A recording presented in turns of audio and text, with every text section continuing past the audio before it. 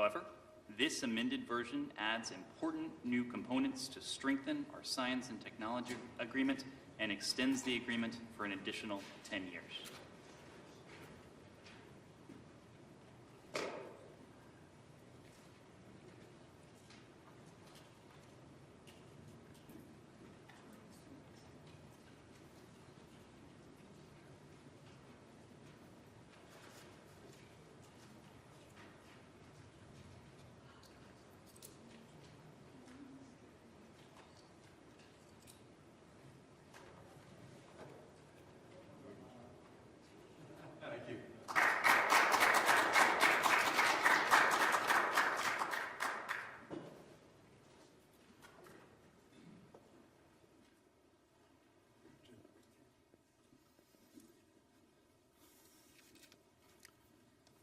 Well, good afternoon, everybody. I am delighted to welcome Foreign Minister Park back to Washington. Thank you. It's very, very good to be with my colleague and my friend. Thank you. The Republic of Korea is a vital and long-standing strategic partner, and I'm particularly grateful to have such a close friend in Jin to bring this alliance between our countries even closer. Before I talk about the productive discussions that we had today and the agreement we just signed, Jin, if you'll allow me, I'd just like to briefly address the presence of the Chinese surveillance balloon in U.S. airspace. I spoke this morning with Director of the CCP Central Foreign Affairs Office, Wang Yi, to convey that in light of China's unacceptable action, I am postponing my planned travel this weekend to China. As you know, President Biden and President Xi agreed during their meetings in Bali in November that I would travel to Beijing to follow up on their discussions. We've been working across the U.S. government to prepare for a substantive set of discussions on issues that matter to the American people and to people around the world. And we've been engaging for some time with our counterparts in Beijing to prepare for these meetings. Yesterday, the Department of Defense announced that we had detected and were tracking a high-altitude surveillance balloon that remains over the continental United States. We continue to track and monitor the balloon closely. We're confident this is a Chinese surveillance balloon. Once we detected the balloon, the U.S. government acted immediately to protect against the collection of sensitive information. We communicated with the PRC government directly through multiple channels about this issue. Members of my team consulted with our partners in other agencies and in Congress. We also engaged our close allies and partners to inform them of the presence of the surveillance balloon in our airspace. We concluded that conditions were not conducive for a constructive visit at this time. In my call today with Director Wang Yi, I made clear that the presence of this surveillance balloon in U.S. airspace is a clear violation of U.S. sovereignty and international law, that it's an irresponsible act, and that the PRC's decision to take this action on the eve of my planned visit is detrimental to the substantive discussions that we were prepared to have. I told Director Wang that the United States remains committed to diplomatic engagement with China and that I plan to visit Beijing when conditions allow. In the meantime, the United States will continue to maintain open lines of communication with China, including to address this ongoing incident. Indeed, that's why we need direct and regular communications in the first place, and that's why it's critical that such lines remain open at all times to help avoid miscalculation and conflict. One final but important note. The world expects the United States and China to manage our relationship responsibly. And indeed, addressing many of today's global challenges, challenges that affect the lives of our people and people around the world, demands that we find a way to work together as well. The United States will continue to act in a way that reflects that responsibility. We look to our PRC counterparts to do the same. Now, the Foreign Minister and I just signed an important agreement that will guide our country's cooperation on science and technology in the years ahead. The agreement builds on one that we signed in 1992, which helped foster 3 decades of consequential collaboration. Our universities have conducted joint research on cancer and climate change. Our governments have worked together to reduce air pollution, to promote research and development on semiconductors, which power modern technologies from cars to smartphones. Our businesses have partnered on life-saving vaccines and treatments, like the collaboration between the U.S. pharmaceutical company Moderna and South Korean biotechnology company Samsung Biologics, to manufacture the a safe and effective COVID vaccine for the region. Today's agreement, will expand the scope of that cooperation, both in areas that we've long worked together on, like space, but also in emerging fields like biotechnology, quantum, artificial intelligence. Scientific cooperation is just one of many areas where our nations are working together to the benefit of our populations. Another is our shared security, an area where we have enduring ties as our troops continue to train and conduct joint exercises side by side. As President Biden has said, our alliance is the linchpin of peace, stability, and prosperity in the region, and is poised to grow stronger still with the launch of the Republic of Korea's new Indo-Pacific strategy this past December, which reflects our own shared interests and shared approaches to the region's most pressing challenges. Today, we reaffirmed our commitment to improving our allied defense against common threats, as well as our commitment to defending the Republic of Korea using the full range of U.S. capabilities, including nuclear, conventional, and missile defense capabilities. Earlier this week, Secretary of Defense Austin met with President Yoon, as well as Defense Minister Lee, in Seoul to boost our deterrence planning, including through even deeper information sharing on North Korean nuclear threats. We remain committed to the complete denuclearization of the Korean Peninsula. The Foreign Minister and I also discussed the importance of maintaining peace and stability in the Taiwan Strait. We're increasing our trilateral security cooperation with Japan, which puts us on stronger footing to address shared security threats, including the DPRK's unlawful and reckless missile launches. We held a series of joint ballistic missile defense and anti-submarine warfare exercises this past fall. We're also deepening our trilateral collaboration on other security challenges, as well as on helping Pacific Island countries adapt to the growing impacts of climate change. We're working with other countries to advance joint priorities, like boosting inclusive economic prosperity through the Indo-Pacific and beyond, including through the Indo-Pacific Framework for Prosperity and the Mineral Security Partnership. Of course, our partnership extends well beyond the Indo-Pacific. Since President Putin launched his brutal and unprovoked war in Ukraine, our countries have stood together, along with other allies and partners, to impose unprecedented sanctions and export controls designed to deprive Russia's war machine of resources, as well as to support the people of Ukraine as they defend their country. Here, too, we're working in concert with broad coalitions. Earlier this week, NATO Secretary General Stoltenberg traveled to the Republic of Korea and Japan as part of his regular engagement with NATO's Asia-Pacific partners, demonstrating the growing synergy between our Atlantic and Pacific alliances. We applaud, too, the Republic of Korea's $100 million in humanitarian assistance to Ukraine, aid that has brought vaccines to children, emergency medical supplies to families, power generators to communities, to replace the ones Russia has deliberately bombed as it tries to deprive Ukrainian civilians of heat, light, and water. This October, we'll celebrate the 70th anniversary of the U.S.-ROK alliance. At the treaty signing 70 years ago, South Korea's Foreign Minister Yoon remarked that he was sure, and I quote, "This written bond of solidarity would bring joy and encouragement to all friends of freedom." Secretary of State Dulles said that the alliance was, and I quote, "firmly dedicated to peace." For the past 7 decades, our alliance has indeed sustained peace. And with the progress that we've made today, I'm confident that we've taken another step toward a more secure and prosperous future to the benefit of the people of our countries, of the Indo-Pacific, and of the world. And with that, Jin, over to you. Well, thank you, Tony, for your warm remarks and for welcoming me back to Washington. I would also like to thank your superb team for arranging today's meeting. This year marks, as you said, the historic 70th anniversary of the ROK-U.S. alliance, and I'm delighted to kick off year-long commemorations with my good friend, Secretary Blinken.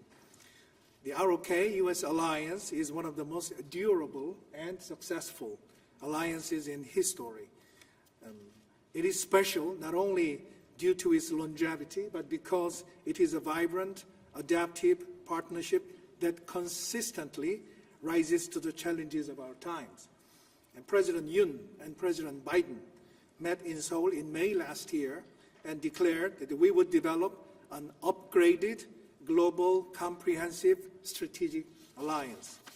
And we will expand the scope of the alliance to encompass not only political, military, economic partnership, but also technological and cultural dimensions. Alliance for the Future, the 70th anniversary slogan, aptly encapsulates this forward-looking spirit and an alliance in action. Today, Secretary Blinken and I had a productive and comprehensive discussion on a wide range of topics. First and foremost, we discussed ways to build on the agreements reached by our two leaders last year to lay out a blueprint for the next 70 years. In particular, we agreed to focus on issues that benefit our businesses and reassure and enrich the lives of our citizens in tangible ways, from extended deterrence to supply chain stability to cutting-edge technologies and space cooperation. Our two governments will continue to enhance strategic communication at all levels across these critical areas. Secretary Blinken and I also reaffirmed our unwavering determination to denuclearize North Korea. This is at the forefront and center of our joint efforts to establish sustainable peace on the Korean Peninsula. Peace without denuclearization is fake peace. North Korea's nuclear and missile programs are a direct and serious threat to not only Korea, but also international peace and security. They undermine the very foundation of the global non-proliferation regime. The ROK and the U.S. will continue our watertight coordination to achieve genuine peace on the Korean Peninsula. We are committed to strengthening extended deterrence while maintaining a robust combined defense posture. Any provocations by North Korea will be met with a firm and united response. The Secretary and I also agreed to strengthen efforts to close loopholes and fully implement UN Security Council resolutions, as well as to cut off Pyongyang's unlawful revenue streams. Countering North Korea's illicit cyber activities must be a priority. We agreed that China has the distinct capability and the responsibility to influence Pyongyang's behavior. Denuclearization of North Korea has long been an area of cooperation for China, as well as ROK and the United States, and it needs to stay that way. We will also embolden Korea, US, Japan trilateral security cooperation to address North Korea's escalating threats. We also discussed maintaining focus on the egregious human rights situation in North Korea. In this vein, I welcome the nomination of Ms. Julie Turner as the new U.S. Special Envoy for North Korean human rights. The Secretary and I also discussed ways to scale up cooperation on economic security and cutting-edge technology. Just a few moments ago, I was pleased to sign with Secretary Blinken the protocol amending and extending scientific and technical cooperation agreement between the ROK and the U.S. It will strengthen partnership on critical technologies by promoting research and development cooperation, as well as exchange of experts and knowledge. We agreed that space is the next frontier in our expanding partnership. President Yoon has stated that Korea will launch a new aerospace agency within this year. I was delighted to meet with the NASA Administrator Bill Nelson yesterday to discuss cooperation on space that will benefit our civil, commercial, and security domains. This year, we plan to hold the ROK-US Space Forum, through which we hope to further strengthen space cooperation. The Secretary and I agreed to continue close coordination to address disruptions in the global supply chain. We will explore potential for cooperation under the CHIPS and Science Act. We will also work together to ensure that the Inflation Reduction Act is implemented in ways that address Korea's Korean companies concerned and benefit both our businesses and industries. As you may know, last year Korea announced our own Indo-Pacific strategy. No region is more directly tied to global peace and prosperity than the Indo-Pacific. Our respective Indo-Pacific strategies squarely embrace this fact. We will complement and amplify our engagement in this region in accordance with the core values of freedom, democracy, human rights, and rule of law, and in partnership with other countries that share these values. In this regard, 2022 was a breakthrough year for ROK U.S.-Japan trilateral cooperation. In June, our leaders met for the first time in 5 years on the occasion of the NATO summit. They met again in Phnom Penh and announced the need to qualitatively expand trilateral cooperation to deter economic coercion, bolster economic security, and tackle 21st century challenges together.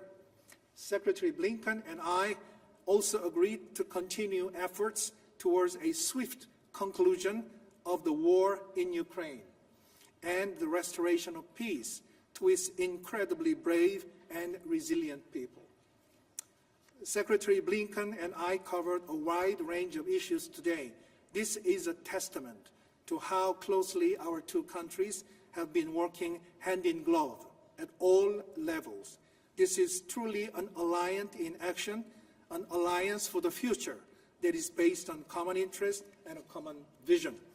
I look forward to deepening my partnership and friendship with Tony in this seminal and historic year for the ROK-U.S. alliance. Thank you. Thank you. We'll now turn to questions. We'll start with Andrea Mitchell of NBC News. Thank you very much, Mr. Secretary, Mr. Minister. Mr. Secretary, this is the first time, according to the Pentagon, that China has sent a surveillance balloon over the U.S. for such duration. And as you have just said, it's the first time on the eve of a planned visit by an American Secretary of State to China. Is canceling your trip or postponing your trip enough of a consequence? What are the other consequences that China should have to take for these actions? And secondly, if I may, what are the opportunity costs of not meeting with the Chinese and with the Chinese president at a time of such tensions with Taiwan and continuing U.S. concerns over China's support for Vladimir Putin's invasion of Ukraine? Thank you, sir. Thanks, Andrea. Let me start with this. It's very important to emphasize that the presence of this surveillance balloon over the United States in our skies is a clear violation of our sovereignty, a clear violation of international law, and clearly unacceptable. And we've made that clear to China. Any country that has its airspace violated in this way, I think, would respond similarly, and I can only imagine what the reaction would be in China if they were on the other end.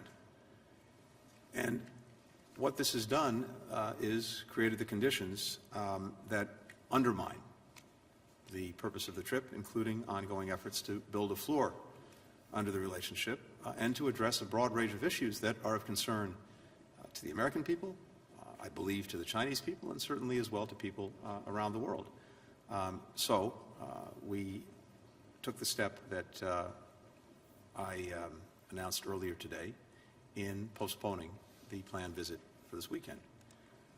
Meanwhile, we are going to remain engaged with the PRC as this ongoing issue is resolved. The first step is getting the surveillance asset out of our airspace, and that's what we're focused on. And I thought it was very important for Wang Yi, the senior foreign policy official in Beijing, to hear this directly from me. It would be premature for me to weigh in on any other specifics as this surveillance balloon remains in our airspace. As I said, job one is getting it out of our airspace. we continue to believe that having open lines of communication is important. Indeed, this incident only underscores the importance, and that's why we will maintain them. And that's also why, when conditions permit, I plan to go to China. But the most important thing right now in the moment is to see that this surveillance asset gets out of our airspace, and we'll take it from there. Sung-Mo Nam of SBS. Andrea, we need to Again, move on. I don't want to get ahead of anything other than to say that the first step is to get the surveillance craft out of our airspace. Sung-Mo Nam of SBS. Thank you. I have two questions. Firstly, to Mr. Secretary Blinken. North Korea's nuclear threats are increasing every day, even openly, especially to South Korea. Now, many Koreans don't feel safe even with the U.S. commitment to the nuclear umbrella. The U.S. says there is no better guarantee than the U.S. versus Korea, right? But credibility has declined due to the discussions on withdrawal during the Trump administration. And as you know, it's not the first time.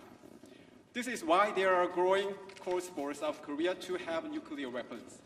My question is, why is the extended deterrence currently being discussed by the U.S. and South Korea more reliable than existing nuclear umbrella pledging? Please give me some examples that can reassure Korean citizens. And my next question is to Mr. Park. 미국 정부는 지금 다른 어떤 나라에 대해서도 For the U.S. government is not making other people to make a choice, but while U.S. is trying to establish some supply chains, Korean companies are forced to make a change. So U.S. supply chains. 우리나라에 요구하는 것이 정확히 무엇이고 또 미국의 Regarding 첨단 기술과 that, what is 중국의 US 거대 asking 시장 us? 그 어느 쪽도 포기하기 어려운 And 우리 경제 for 특성을 감안할 때 our 우리 정부가 companies and our 갖고 있는 economy, 방침은 무엇인지 what's our government's position to handle this while we can't really make one choice or the other? Thank you very much, and I'm happy to start. Let me be very clear. Our commitment to the defense of the Republic of Korea, as well as to Japan, is ironclad. And in that light, we're also committed to strengthening our trilateral cooperation, which enhances both deterrence and the defense of our countries. We take extended deterrence very seriously, and just in the last year, we've renewed our working group on extended deterrence. We've engaged in multiple exercises, and we have colleagues who, at this very moment, are working to strengthen and deepen even further our collaboration on extended deterrence. We are committed to defending the Republic of Korea using the full range of our capabilities, nuclear, conventional, missile defense capabilities. So there should be no doubt in anyone's mind, starting with Pyongyang, of our commitment to defend our allies, our partners, our friends, and to extended deterrence.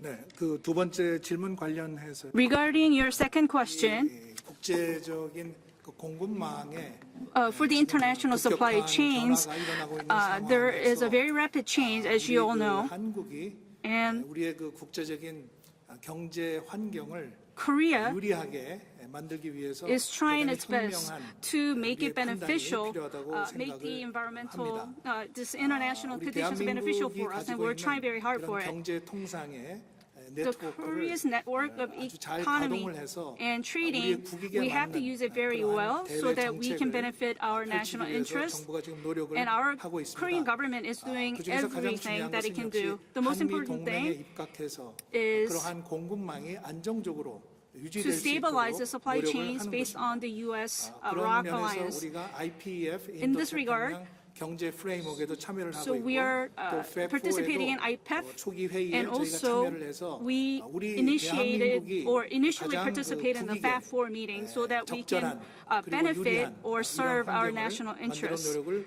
지속하고 and 있습니다. to create environment 그러나 conducive for 그렇다고 our 해서 national 이것을 interests. 아까 말씀하신 However, 양자 태길적인 this doesn't 차원에서 mean that 보는 take 것은 one 아닙니다. thing over the 중국과도 other. 우리는 지금 계속 경제 관계를 We 맺고 are 있고 still 또 maintaining 중국에 우리의 relationship, 메모리 economic 반도체의 relationship with 많은 China. 부분을 수출하고 있고 And we are 또 중국 exporting a 안에서 lot to 우리의 China in terms 기업들이 of semiconductor 삼성이나 SK business. 같은 기업들이 And 활동을 하고 Samsung and 있기 SK, 때문에 they 이러한 have presence 수출 in 통제 China. 정책이 So 우리에게 export 미치는 control 영향을 policies 종합적으로 and its 판단해서 effect on 한국의 us 국익에 needs to be 가장 알맞은 그런 considered 정책을 comprehensively so that we can come 검토하고 up 또 with the 펼쳐나갈 most 그런 suitable policy for Korean situation. Ian Marlowe, Bloomberg. Thank you. Mr. Secretary, you've described the U.S.-China relationship as the most consequential one in the world, and yet the Department of Defense also described this Chinese spy balloon as not really representing a national security threat. What would you say to those who might suggest canceling this very important trip, as you've outlined, is in part related to optics and being seen to respond to criticism that the Biden administration might be soft on China, or at least needs to take a tough response? And separately, you've said you'll go when conditions allow. I'm wondering if you might elaborate on that. Are we talking a week or a month? And Foreign Minister Park, could you offer a little bit of an assessment on what you think the U.S., South Korea, and Japan can do to cut off these illicit revenue streams for North Korea, especially including the sale of ammunition to Russia or cryptocurrency theft? And how do you think China can be brought into those discussions? Thank you. Thank you, Ian. China's decision to fly a surveillance balloon over the continental United States is both unacceptable and irresponsible. That's what this is about. It's a violation of our sovereignty. It's a violation of international law. And it was very important that we, of course, take the actions we did to protect any sensitive information, to protect our people, and to make clear to China that, again, this is an unacceptable as well as irresponsible action. It's even more irresponsible coming on the eve of a long-planned visit that followed from the meeting between the two presidents in Bali on the margins of the G20.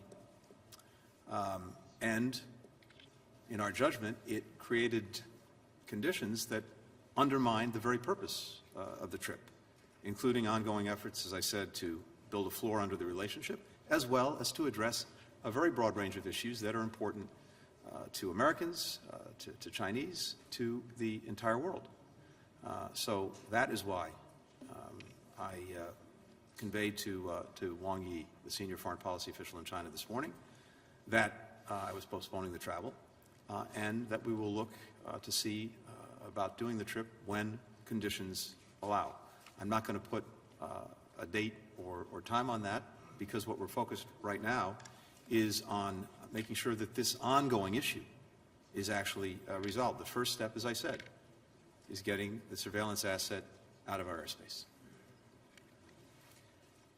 With regard to your question about North Korea's illicit cyber activities, as you may know, after the UN Security Council adopted stronger sanctions, starting in 2016, North Korea's foreign exchange reserve decreased significantly. Since then, North Korea has been stepping up its illegal cyber activities to circumvent the sanctions regime. And reportedly, it has stolen more than $1.2 billion by hacking since 2017. It is more worrisome that Pyongyang uses such revenue to develop nuclear and missile programs. In this regard, its illicit cyber activities constitute a grave threat, not only to the global economy and industries, but also to international peace and security. So we must consolidate international efforts to block North Korea's illicit revenue stream. And I think Republic of Korea, the United States, and Japan should cooperate to deal with these challenges. And by doing so, we will leave Pyongyang with no option but to return to dialogue and give up its nuclear development. Take a final question from Dong Hyung Kim of Yonhap News. Yes, thank you. Secretary Blinken, today you discussed many ways to strengthen the Korea-U.S. alliance. Would a April state visit by President Yoon be considered as one of those measures? And, Mr. Park, just last week, the Chinese military aircraft entered the Korean Air Defense Identification Zone. And now there's a Chinese surveillance balloon in the U.S. airspace. Do you consider this kind of behaviors to be a threat to the alliance? President Biden very much values his relationship and partnership with President Yoon, but I would refer you to the White House for any information about any visits. Secretary Blinken gave me a very detailed explanations about the Chinese balloon incident, and I sufficiently understand the decision to postpone Secretary's visit to China, and I think that China should make a swift and very sincere explanations about what happened. But at the same time, the U.S.-China relationship is a very important relationship in international relations. So at some point in the future, I hope that President Blinken can have a chance to visit China and to communicate with Beijing. Thank you, Mr. Secretary. Thank you, Mr. Minister. Thank you, everyone. That concludes the press conference. Thank you.